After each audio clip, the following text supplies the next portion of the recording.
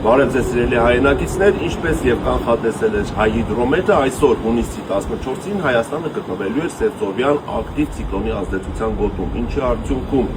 այսօր շրջանների մեծ մասում դիտվեցին որդառատ անձրևներ, առանձին հատվածներում Կարկուտ, Գեղարքունիքի մարզի Մարտունի եւ Վարդենիս հատվածներում նաեւ Պտահող։ Այսօր գրեթե ողջ օրվա ընթացքում եւ առաջիկա գիշերը շրջանների մեծ մասում ժամանակ առ ժամանակ անձրևները կպահպանվեն, բայց վաղը ցերեկվանից սկսած այդ ցիկլոնը կկորցնի իր ուժը եւ հունիսի 15-ից 19 ընկած ժամանակահատվածում ցերեկային ժամերին հանրապետության տարածքում հիմնականում կգերակշռի առանց ստեղումների եղանակ։ Կարճատև անձրևներ կլինեին միայն գիշերը եւ երեկոյան ժամերին եւ Հայաստանի առանձին հատվածներում։ Ավելին, օդի ջերմաստիճանը հունիսի 15-ից 19 ընկած ժամանակահատվածում այսօրվա համեմատ երկրի ողջ տարածքում կբարձրանա 4-ից 6 աստիճանով։